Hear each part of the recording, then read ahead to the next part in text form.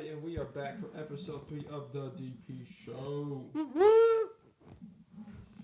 Alrighty, so last 2 nights been a couple fights going on that we have stayed up too late for. First one was the Tyson Jake Paul fight. Yep. What's your thoughts on that? Initial thoughts? I mean, it's sort of what we all expected. Dude's 60 something. He's 58, Oh, and then well, almost 60. yeah, Jake is 27. Yeah. 27. Whether steroids are involved, which I don't think it was tested, so that probably is I would hope steroids would be involved just for Tyson's sake, but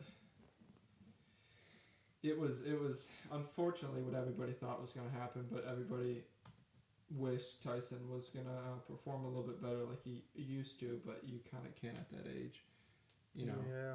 like watching his knees, like trying to shuffle back and forth, or he would throw a punch and would keep falling that way of the hand that he was punching with just because he doesn't have any legs under him anymore. Kind of sad to see. It is sad to see. I mean, props to him. You know, pushing 60, getting out Getting in the that ring. bread. That's what he said in his Yeah. post-fight interview, is that he pretty much did it to pay his bills. Yeah. So I think he got 20 mil from that, I think. Yeah, you can't blame him for that. That's I mean, how much? a lot of money. Tyson? Quite a bit of money. Let's see. I think it was 20 mil. That's what I was hearing. And I think Jake made like 60 or something like that. Yeah. Just a stupid amount of money. Yeah. It says Colorado Springs magazine or something like that. That Tyson made 20 mil, which good. Kind of seen some. Did you see some of those videos on it about it being fixed or stuff like that? Yeah, like It's he only got one good punch in there. Yeah, And then like after the first that, he's like, round. oh, I'm Yeah. going to lose my paycheck. Yeah, kind of back out a little bit. Yeah. It was weird why he was biting his glove most of. Yeah, I thought that was weird. I didn't know if he was biting a glove or like fixing his mouthpiece.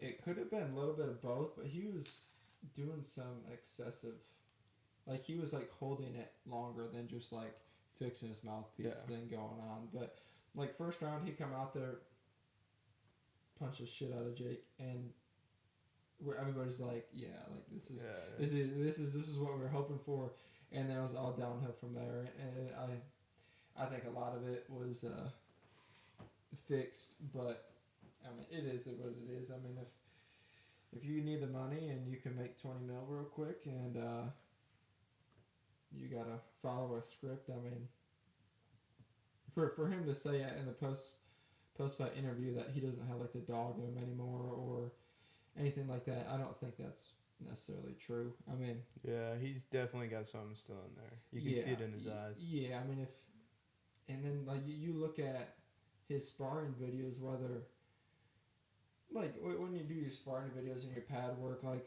whoever your coach is holding your pads, you and the coach have a routine down, but like you would see in fight when he would duck a punch and then he would not follow through, and like yeah, there was no follow through with anything.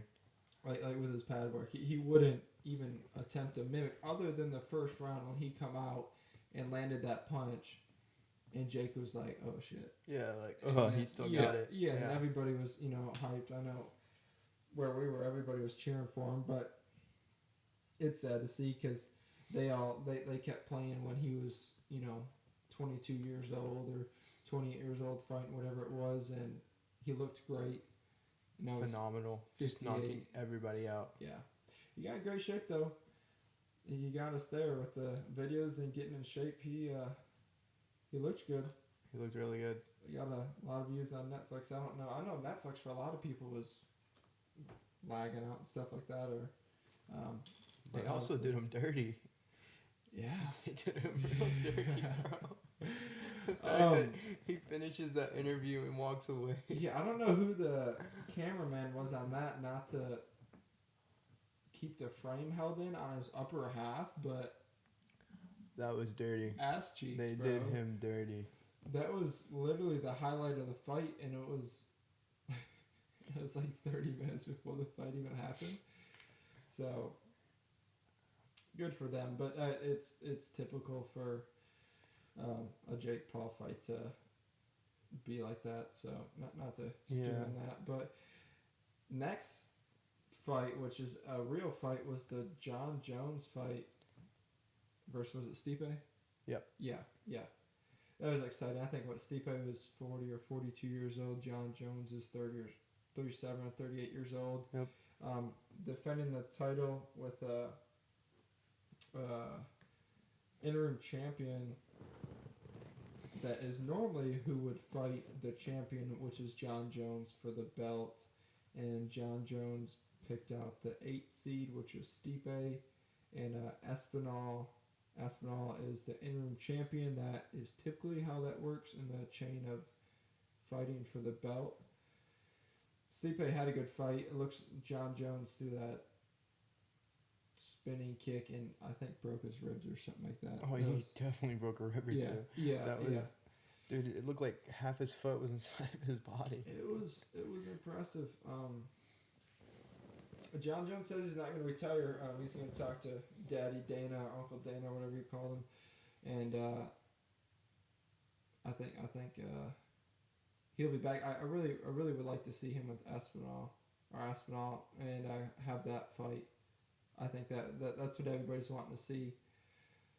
We'll see if he drops down a weight class and tries to hold 2 titles, but I don't think that makes sense for what Dana's trying to accomplish. I don't think that would get as many views, draw as much money, and that's what John Jones is essentially looking for. I mean, if you're 37 years old, 38 years old fighting, you're at the tail end of your prime, if not 2 years out of your prime, so you really ain't got, whether you're the best fighter ever to do it in history, like a lot of people argue John Jones is, and I mean, I would agree with that, but you ain't got much more time, You can't take 2 years off like he has done before, or give up the title and just come back, because you take another 2 years off, well, you're pushing 40 years old.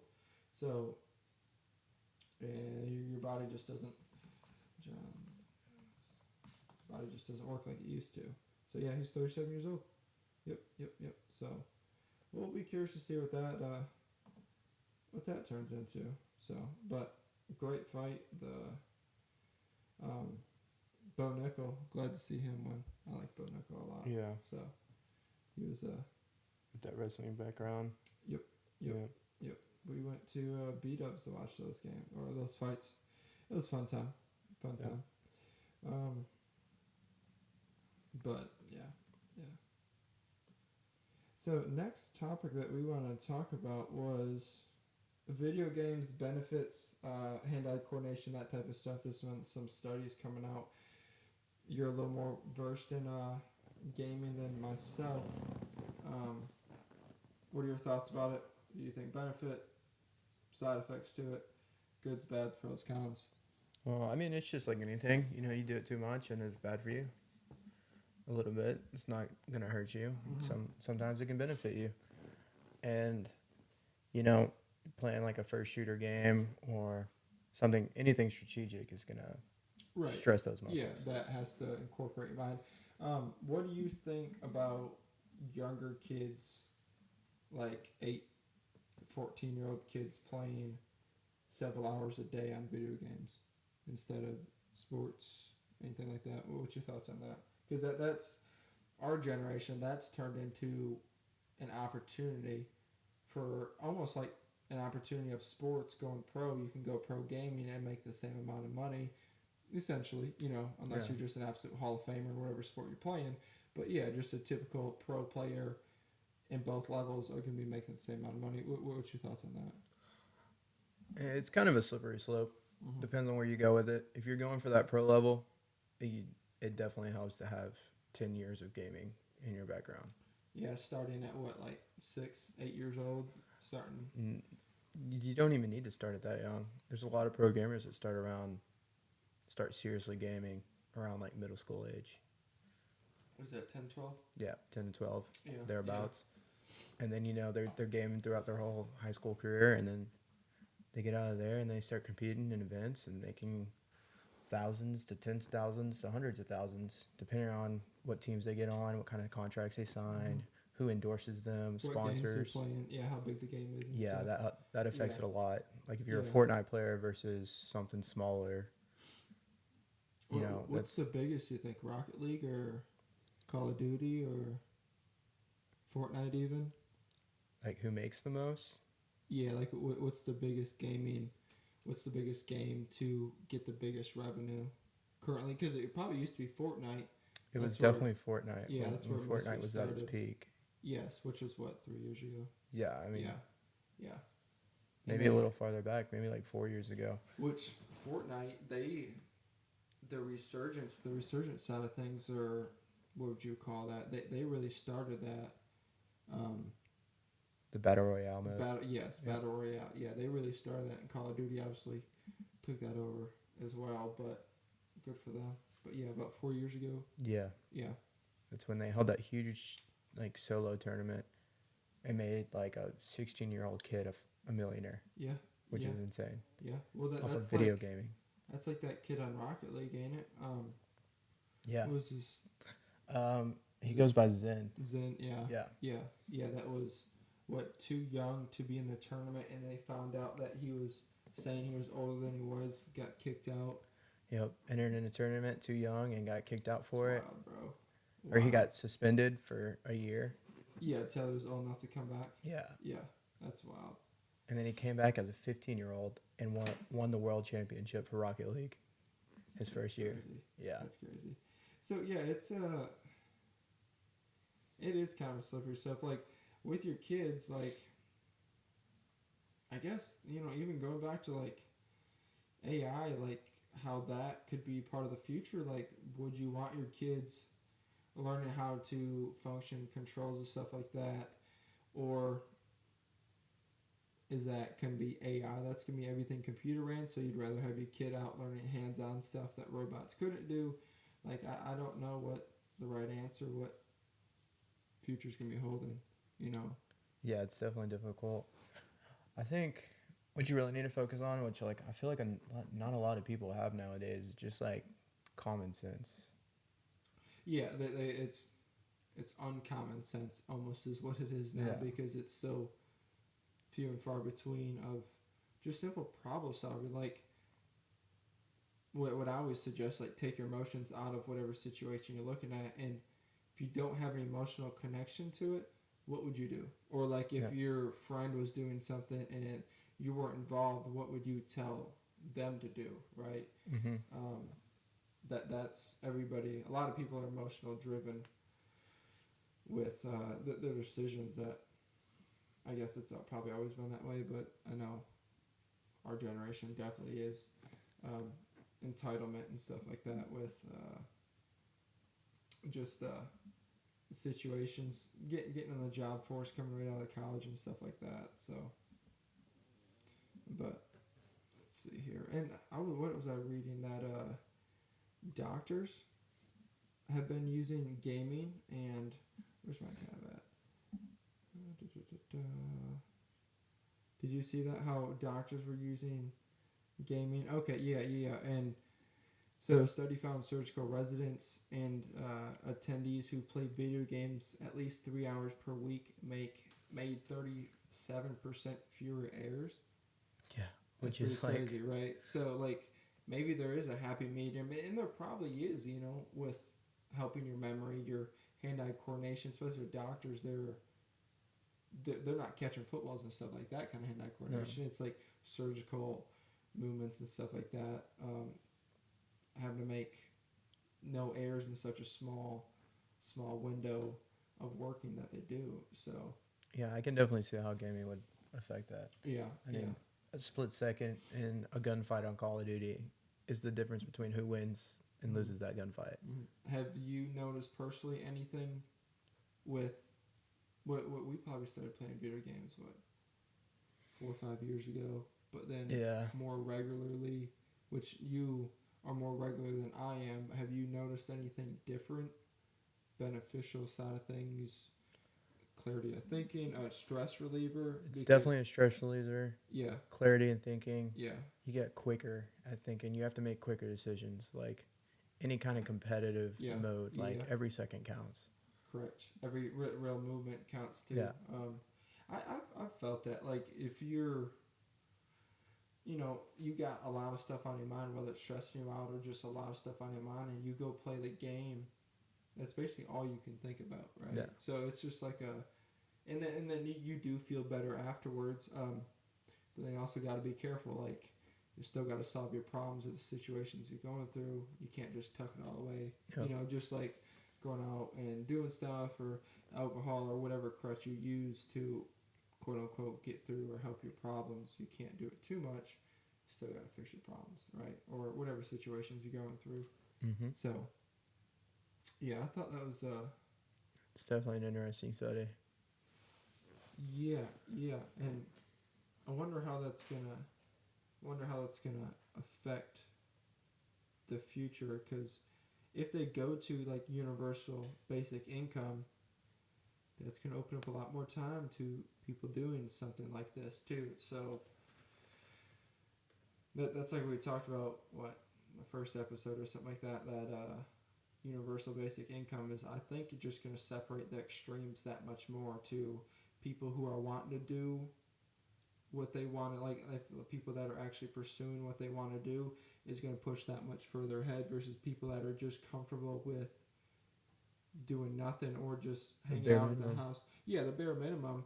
And there's no right or wrong between the two, but if that makes you happy to have the bare minimum, but you're super happy, well then, I mean, that's... Yeah, I mean, it's hard to put a price tag on happy. There is no price tag. There's several people with great sums of money that are not happy. Like billionaires that feel broke next to multi-billionaires, which is insane. Yeah. I don't know how people... They're richer than small countries. Yeah, and they're not happy with their life. They're crying in their Bugatti and their Lambos. It must be, like I'm not saying which I don't like, but must be nice, I'd definitely rather be crying in a Lambo. Yeah. I think attacking your problems with money as a backing is a lot easier than going through problems without money as a backing. Oh yeah, for you know sure. What I'm saying? Like I feel like, and I've heard this from a lot of people with sizable amounts of money, that once money is great up to the point where you don't have to look at a check anymore whenever you go out to eat, and then anything past that is just BS, right? Yeah. So like anything past that is just basically extra or stuff that you can rebuy again, or that doesn't really matter really. Like if you already have a nice car, what's a $200,000 car? Really, it's not. Yeah, you're nitpicking at the percentages. Right, but like the stress relief of, you go out to eat, you don't look, you just put your card down or your cash down, and no big deal. You don't look at your bank account when you go home. It's not a big deal. I feel like that is like what most people have said is a huge breaking point. You know, there's no stress behind spending money. Like that's where the happiness comes from. Yeah. I feel like that's a good happy goal. But then once a lot like people want to keep improving, as like people as a whole want to keep going forward, and that's just a natural thing. That's a part of humanity. So that's, I think, where people get caught up, where they are a billionaire and they feel like they need more. Like when it doesn't. Yeah, like really, what's the difference between 1 billion and 2 billion? Or 1 in 10. Like there's not. There's not. But like you can buy a slightly bigger yacht. You can buy a slightly bigger house. Like it's. Yeah. At that point, you're already having the best of everything: the best food, the best service, the best anything money can buy. Yeah, and then you can still be unhappy or unsatisfied with how life is for you. And actually, hold that thought. We're gonna take a little break and come right back. And we are back after a little break. Almost ran out of time there. 20 minutes goes by fast when you're podcasting or doing something. I didn't feel like 20 minutes, but here we are. So, anything else you want to touch about the video games, hand-eye coordination stuff? You got that's more your cup of tea, your expertise than mine. I think it also helps dealing with stress. for sure. I think that's a big thing. I think anything that takes your mind off what you're casually doing is great for a stress relief. It's just you kind of try to hope that's a beneficial thing, right? Whether it's like if that's working out for you, that's great, because if you want to go stress relief, you go work out, or you build it working out in your day where it's your daily routine to de-stress, and that benefits you, and there's negative ways to do it where, alcohol, stuff like that is not a beneficial, especially a beneficial long-term thing of stress relief. I think video games definitely has its upsides as long as it's not, 8 hours a day. Yeah. I think that's a little excessive unless... I think, like, also from the point of just, like, the buildup of stress. Because when you're on the game, like playing COD... With your boys, too. With your boys. That's fun. And it's getting really competitive. Yeah. And then you've got to look at, like, 20 different things. Yeah. Like, if you want to be at the top level, like, really competing, you got your little mini-map here. You got to pay attention to this. You got to pay attention to your ammo. Yeah. You got to know how to rotate, know where this guy is. Mm-hmm. And then if you're playing multiplayer, you have to know where every spawn is, where every next point is to capture. Yep. And where those people spawn, and where your spawn coordinates with their spawn. Yep. And there's so much to think about, and then so much stress that hits you. Yeah, that's where you outshine me quite substantially, because I'd just be running around and dying. That's just what I do. You gotta get nerdy with it. But you gotta have good people, gotta have bad people. I'm just not always the best person. I agree with that. I had something to say, but I slipped my head, slipped my mind. Could not think of it. I like, as long as I think you manage the time that you're playing it, I think it's beneficial. Unless, like, you are in that portion of the people who could be pro or are pro, then that could be your 8 hour to 10 hour day. I mean, there's a lot of streamers too. Yeah. That is their daily life, and that's their income, and they're not even doing it competitively. It's just for entertainment's sake. Yep. Which is probably where the world's gonna go. Yeah, because a lot of people, I think, will want to have a real life connection, like comedy and stuff like that. I think a lot of people want to have a real life connection or see real things. Like, we got this robot that vacuums the house now, which is crazy. Like, we don't even have to... I think it's awesome. Yeah, it was like 44% off on Amazon for Black Friday, and I was told to, suggest to buy it, and it's kind of crazy. You just basically, it runs on its own schedule on the days you want it to set and the times you want it to set, and it cleans the house. And we have I call him a wish version of or off-brand German Shepherd. He's Sam. He's a wannabe German Shepherd, but sheds a lot, and the vacuum just picks it all up. All you gotta do is clean it out every once in a while, and it's so easy to set up too. Dude, less than 10 minutes. Yeah, and the app's simple to use. It's not even just that part. Like, you take it out of the box and you plug it up, and it's ready to go. It? Yeah, because you set it up. I wasn't home. Yeah, that's all it took. And if you want to do the app and do the scheduling, it's an extra 5 minutes. Yeah, and connect it to Wi-Fi. You get the app, and you tell it when to start. You ever wonder, like, if that's like tracking your house? There's definitely some kind of like tracking in there. Yeah, but I was thinking about that. But like, you can just go to like Zillow and look up someone's house and get the whole view of the inside. So that probably doesn't do too much. But like, obviously, like the phones and like the Alexas and are listening to you 24/7. Yeah. These microphones feeding the computer, probably listening to everything. I mean, you say "Hey Siri" right now, and it'll pop up. Dude, yeah. Somehow you get my phone to do that, which is pretty crazy. Like, I've even had it like when we're playing Xbox and talking about something, and I'll get an ad on Instagram or something like that of...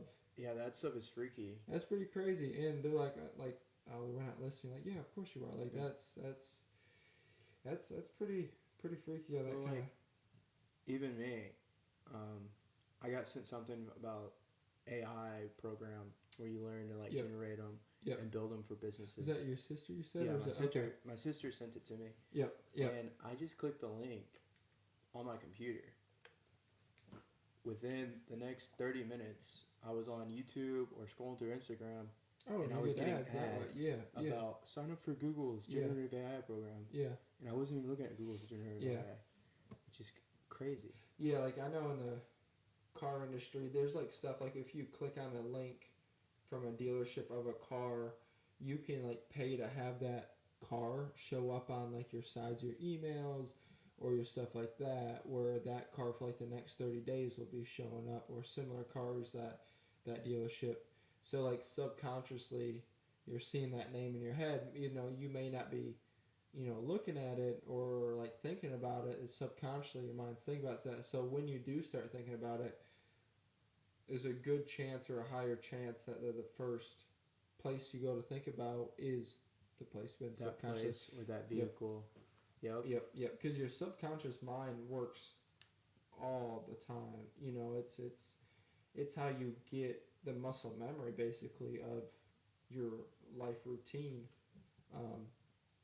So it's a crazy thing that technology, but it's definitely listening to you. I think. 100%. I think 100%. Speaking of that, daily routines. What have you started a daily routine? How have you noticed the difference from having a daily routine versus not having a daily routine? Like you've started getting up earlier now, I've noticed, and then like cold plunging, eating your breakfast and stuff like that. How has that set up your day differently versus just like getting up and just going straight to work or something like that? It's definitely a lot better. Like it's a great. The cold plunge, first of all, is a great way to wake up. Yep. You do that, and you're wide-eyed, open, ready to go, attack the world. And then just waking up early, you just have so much more time in the day. Over like daylight. Yeah, it's a big thing. Yeah. Like I've noticed, like if sometimes like once or twice a month I will sleep in as long as I can just to reset everything. But I've noticed like if on my off days, if I'm just sleeping in as long as I can, I'll wake up with more anxiety because I don't have as much time to get what I need to get done, and I just feel behind. Like I wake up, I don't feel well rested. I just feel like I'm already behind, you know. So that. And there's definitely nothing better than like 12 o'clock comes rolling around and you're done with everything for the day. Yeah. Your daily activities or your little checklist. I write everything on sticky notes. If, you know, your checklist is done, and then I mean, if you want to go take a nap, go take a nap. You know, go play Chill Xbox. out. You know, go for a walk. You know, I've noticed that too. Like, what I look to do or try to do is stack like little wins is my biggest thing. Like, one of the biggest little wins for me is like making the bed in the morning. Like, get up, and the first thing to do is make the bed. And then something I've been incorporating too is not getting on my phone the second I get up. So like my alarm clock goes off at 6, I'm up out of bed before 6:05 versus if I'm up at 6 and then I get on my phone, it's so easy to start scrolling, you know. And then you may see some news feed that just, you know, sets your day off in a total different direction. Or you may see something that somebody else has that you don't have, and then now you don't want to go to work, and it's 6:30, 6:45, and then you got to get up and rush to get to work, and then your mind's not set up because you're not early to work, or your mind's not set up because you already feel behind getting to work. A huge benefit that I've noticed is just getting up, getting out of bed, and stacking those little wins, whether it's making the bed, cold plunge, walking the dog, getting sunlight in the morning, and then get on your phone, you know. It's great to build that momentum. Yeah. Just first thing in the morning. Yep.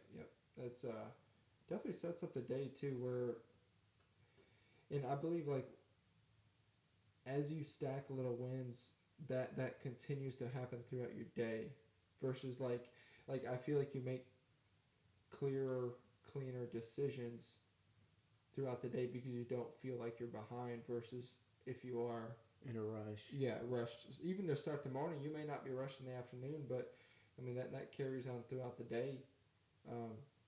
You know, just because that's how your day started. So I've noticed a big difference, and but you know, it is it is what it is. But do you prefer it better that way versus waking up later and just headed to work?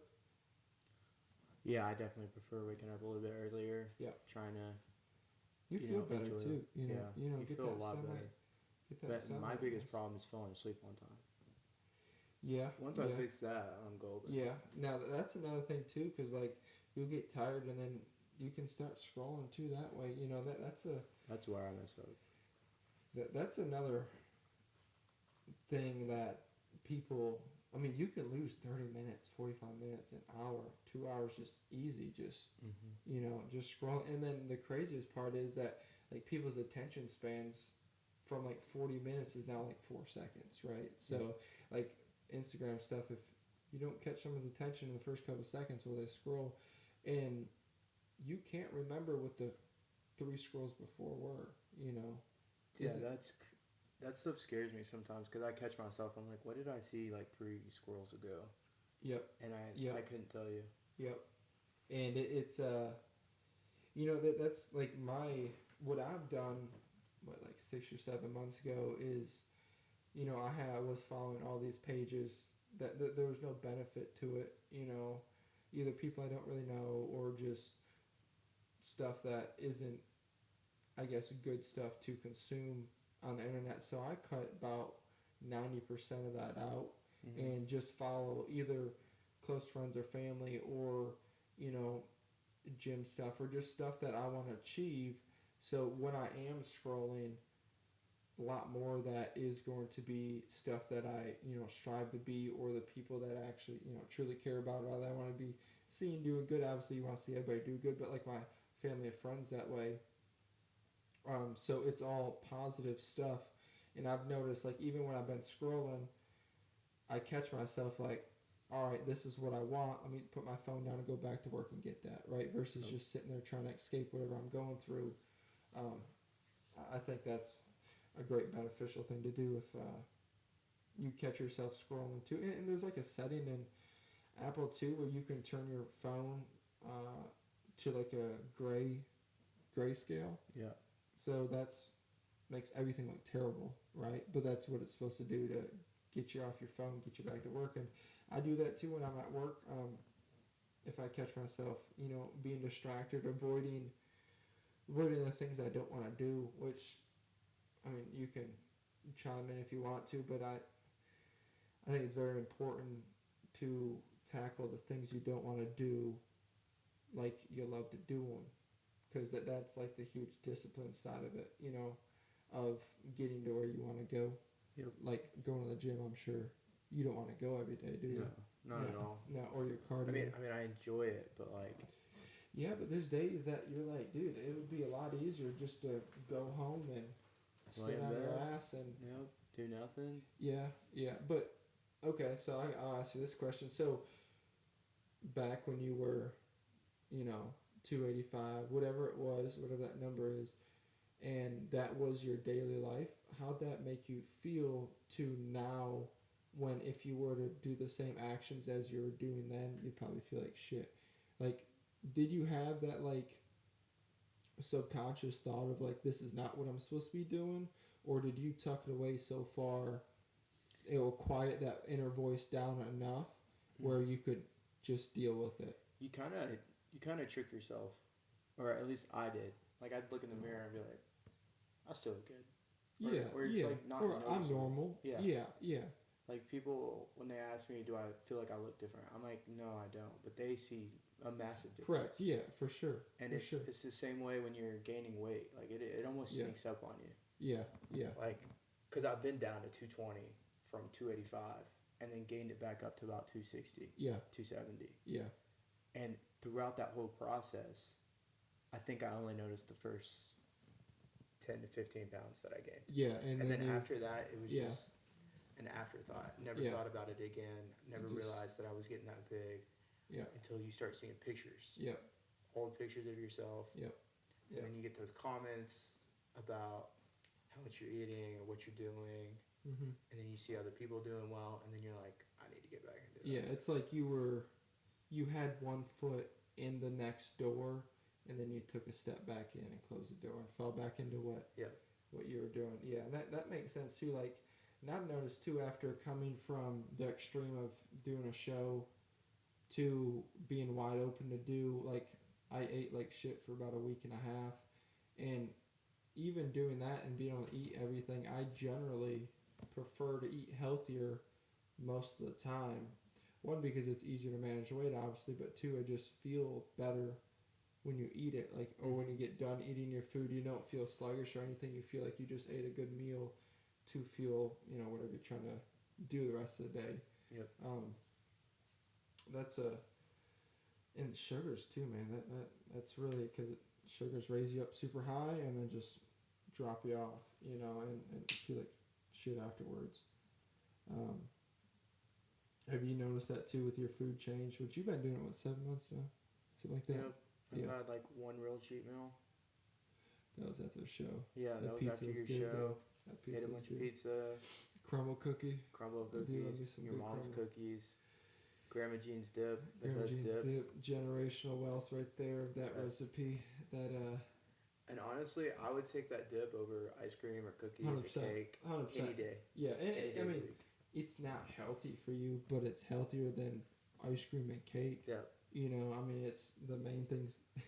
The main thing is made out is cream cheese, but it's not to give all the secrets of the recipe out. But yeah, that stuff is. Dude, I was eating that dip when I was like 3 or 4 years old, dude. Did you? Just that made you grow up with a better job than me. Dude, that stuff was. I've had 2 decades of eating that dip. Yeah, and I'm trying to catch up. Yeah. Well, there's some in the freezer for you whenever. I know. I'm waiting for Thanksgiving. That's my next planned cheat meal. Oh, you already got it planned out. Oh, I do. Yeah. That was the first thing on the list. So when we at the B-dubs, I've sat in your seat several times of when you go out to eat, you can't eat. How was that for the first time? Dude, it's horrible. I tried to plan it so that like I ate right before. It doesn't help. And no, it doesn't. No. Because you just see and smell that food, and you're sitting there, and all you have is water. Yeah. And like I kind of felt bad because I know that pain. Yeah. But you spend enough. But I think the normal, everyday person that hasn't been through that extreme of it, they probably don't notice it. But yeah, it's not easy to, when you're going for a show, like that's a lot of times when people are prepping for a show, they just don't go out, like they just turn down invitations. They go out to eat and stuff, because that's difficult, It is difficult just to sit there and not like watch everybody else enjoy this food. And we were there about 4 hours watching the fights. Yeah, we were there for 4 hours. Yeah. And the first thought I had was, these guys are eating so slow. Yeah. Eating so slow. They're sitting there enjoying it for like 45 minutes of eating. And I'm just sitting here waiting for the next fight. Trying not to like watch you eat or smell the food too much. And then it's difficult, dude. And then like works like that too, where they just always buying food, always opportunity to eat bad. That's another thing. But we're gonna take a quick pause, and I'll be right back. Dum dum dee dum dum dum dee dum dum dum dee dum dum dum dee dum dum dum dee dum dum dum. All right, let me know when you want to.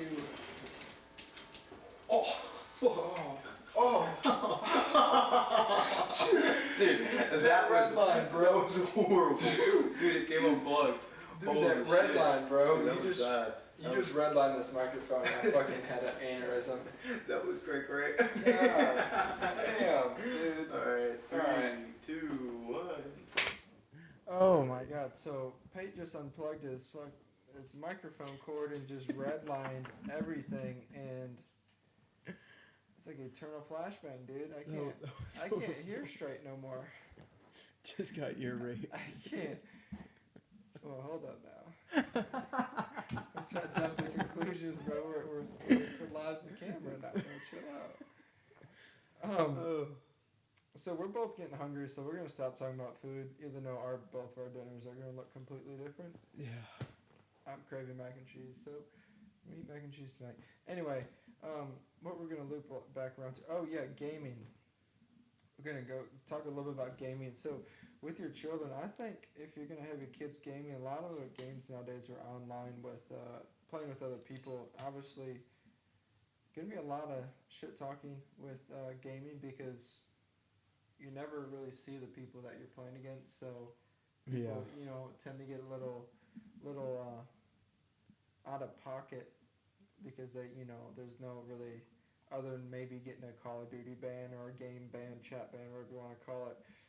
Kind of say what you want and get away with it. So I think that there's some benefit to helping your kids with smart comebacks. Like when you look up benefits of gaming, they'll say like communication skills. That's blown out of proportion. It legitimately helps with shit talking, which I think in the real world it's not a soft place. Especially if you're going to be at the top of whatever you're doing in whatever industry you are. Like I'm in sales, there's a lot of shit talking essentially that goes around. Especially if you're friends with everybody, there's going to be a lot of it that goes around just because that's just the atmosphere. So, and then with my work, handling objections, being able to think quickly on your feet, that helps. So I don't think that's also a bad thing to introduce to your kids to help them think quicker on their feet, Yeah. because that's not a bad thing to have, No, being able to definitely think. not. So, I mean, it also helps with like dealing with any kind of failure or yeah. problems in the world.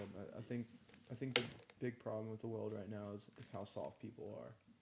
They can't take jokes or they can't take any failure, so they're not willing to risk anything for failure. They're not willing to take that first step.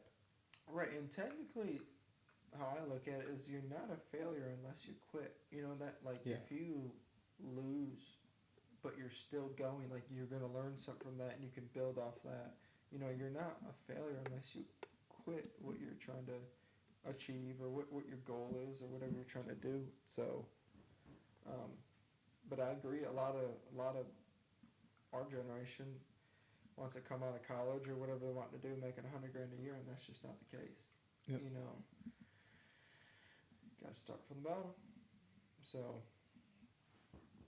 but I think exposing your kids to real life conversations that aren't always the most pleasant is great, because I mean, if you coddle your kids and talk nice to them all the time, they are going to step into either school or a workforce, and they're not going to know how to handle themselves, or they're not going to know how to talk to people.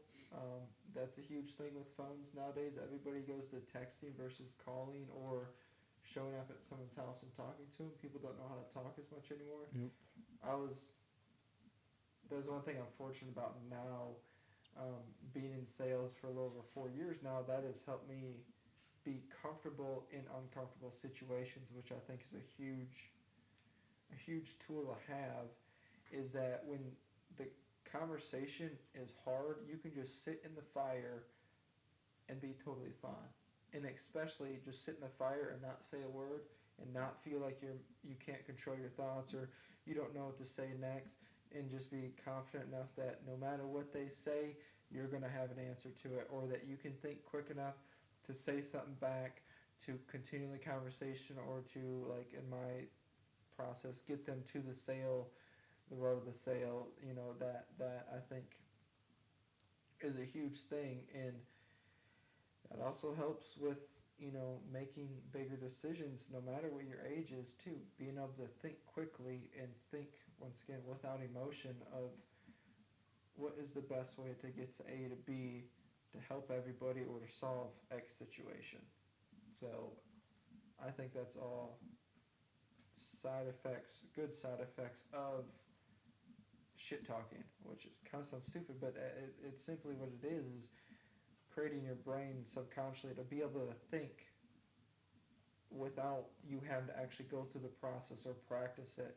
It's just, soon enough, if you're going to sit there and get shit on enough times and not have a comeback, you're going to start thinking, when no one else is around, how do I get this, this how do I is get what I'm him gonna say back? next Like, time. like when you're in bed or in the shower and like, you're like, oh man, I would have said this if if I knew that, or I would have done this Yeah. to him. I would have, like if I was in a fight, like, eventually you'll get to where that's just natural, or the best part about it is when someone's super angry with you and you can keep calm and collected and they can affect you mentally that way, it drives them up a wall. Especially Yep. like if you're in a business aspect, and I got a customer calling me the F word because I called him 37 times and he finally picked up on the 38th time, and you can keep calm and collected, they hate it every time. Yep. But it's no big deal. They hang up on you, you pick up the phone, call the next person. That's my job. Yep. So yeah. I know it seems like a far stretch, but I think talking to your kid how the world's going to talk to them periodically, or throughout them growing up, is going to help them tremendously. Hence why a lot of people don't like Donald Trump, or didn't like Donald Trump, was because he talked like you and I do. He didn't say the nicest things all the time. Right? His quote unquote mean tweets. But I mean, it is what it is. But I think being able to think on your feet, like you said, what were you talking about? I totally have drawn a blank now. See, thinking on feet, and I can't do it. We were talking about gaming and trash talk, thinking quick on your feet. Common sense. Common sense. Yeah, That's where you that is a part of common sense. Just being able to think on your feet. Yeah. But yeah. There's my rant about trash talking, I guess. I'm a huge proponent for it, but you want to talk about? I have a funny story. We on our notes here have car accidents as one of our things. I have a funny story. When we were driving four-wheelers, I don't have any car accidents, knock on wood. I have four-wheeler accidents, though. We had, up in Michigan, we had like a straight up hill, basically, that you drive off the road, go up the hill, and then it goes into our trails. Me and my buddy were driving our four-wheeler. I don't think I told anybody this. I know I haven't told my parents this story, so in about a day or two, they'll be happy to hear this one. We were driving up it, and it was just a steep enough hill where you could kind of do a wheelie up the hill, right? So it was so cool, bro. I did it the first time. I'm like, oh, dude, this is badass. Like, I was probably 13, 14 years old. Same with my buddy on the back. Like, we're going to do it again, right? Snowy out. Luckily, it was snowing out. Go up it, and then, I don't know if you've been in that feeling before, but when you're, like, going up, and you're at that halfway point where you start falling backwards. The point of no return? Yeah, you just kind of hang out and, like, we're just going to see where this one takes us. Yeah. Yeah, luckily, we jumped off, and the four-wheeler fell on itself and then rolled into the road, and we had to go out there and tip it back up. Didn't break anything, but Dad would occasionally ask, like, hey, how'd this plastic break on the four-wheeler, or where'd this pin of the plastic pop out at? And, I never knew. Obviously I didn't ever do anything wrong as a kid, so it was perfect, as they would probably agree with me on that. It was fun times with four-wheelers. We had when we were getting our house built, we had a huge, it's probably like 100-foot hill that we made a sledding hill, and one of my buddies, we were driving this little four-wheeler up it, and then we couldn't make it because the four-wheeler wasn't big enough to get up the hill.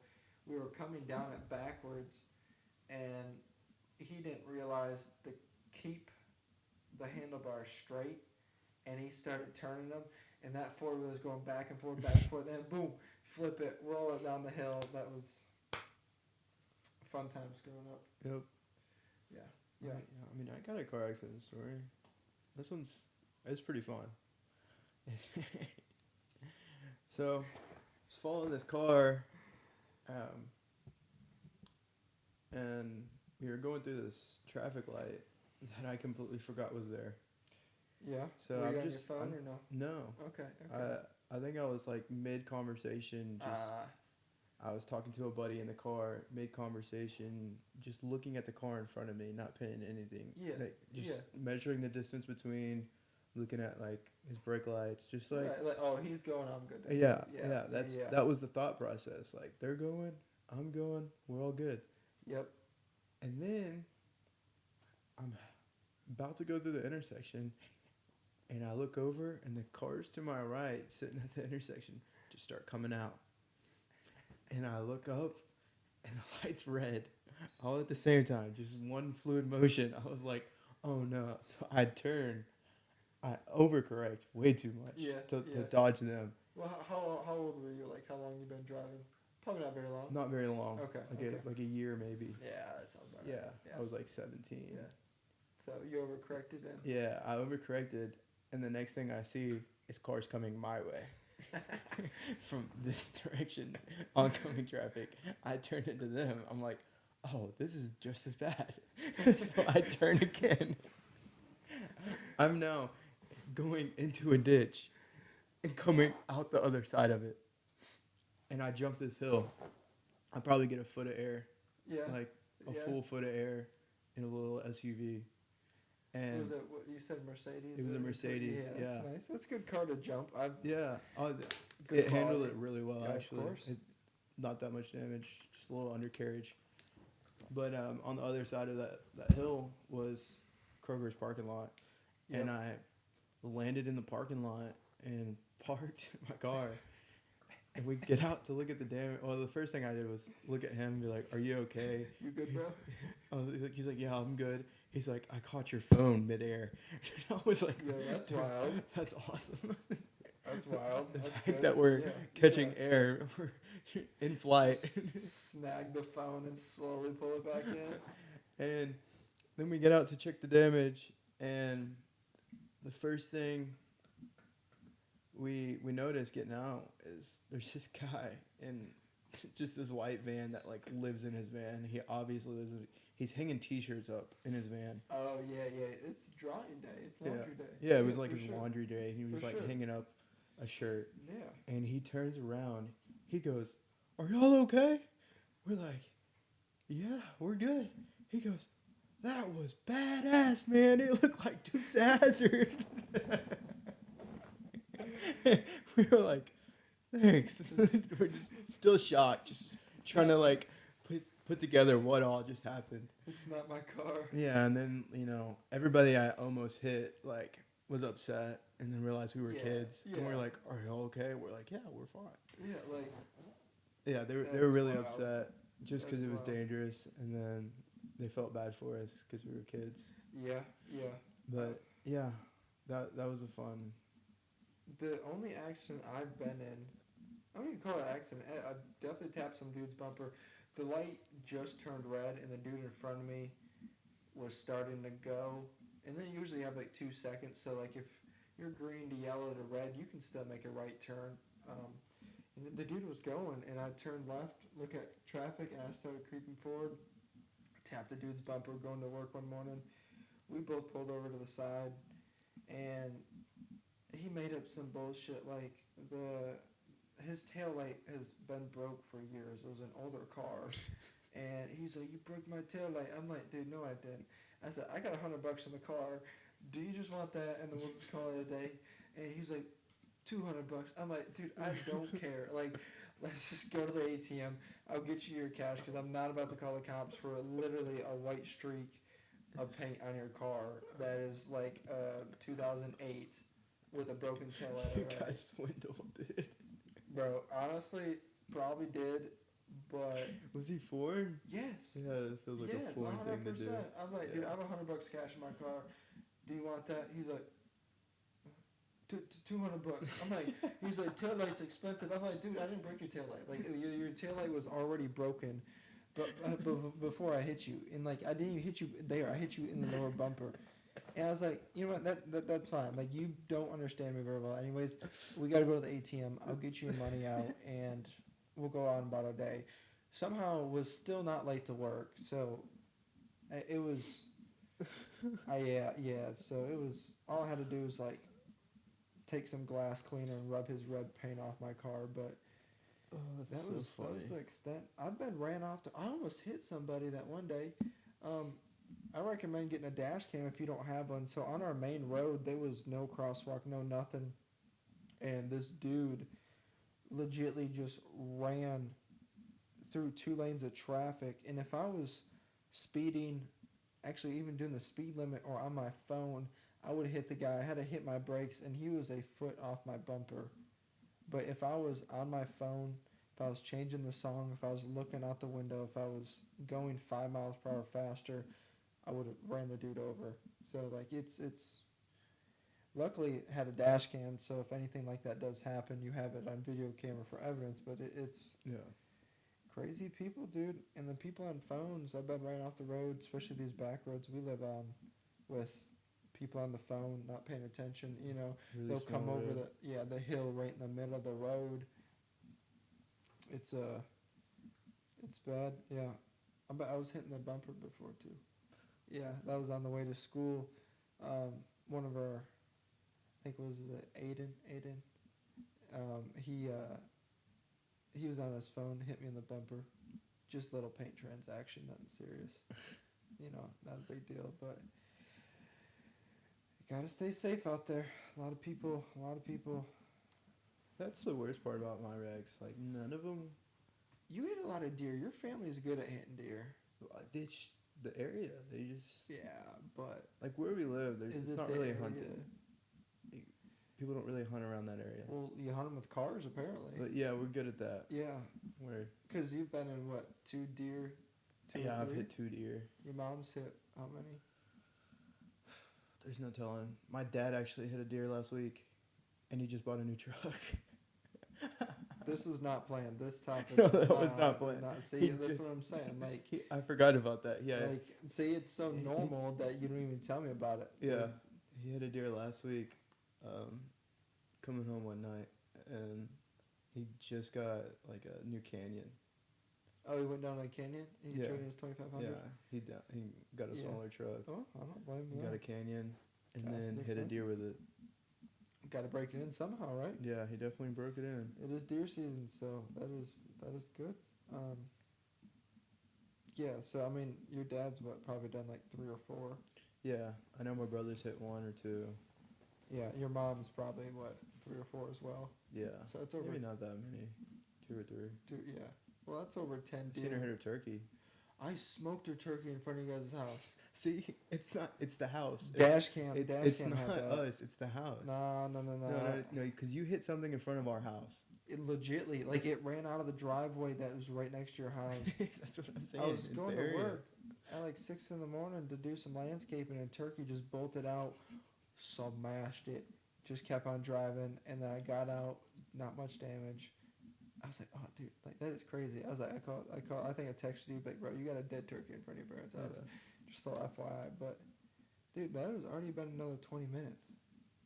Dude, what the heck? Time flies when you're having fun. We didn't even talk about the updates of the podcast or editing or nothing like that, but may do another 20, may hold it till next week. Got a tree up too. That was fun. Thanks to my significant other. That was exciting, quite a mess, but I think that may wrap up episode 2 or episode 3. So thank you again, everybody. Let us know if you want us to talk about anything else, and have a good rest of your day.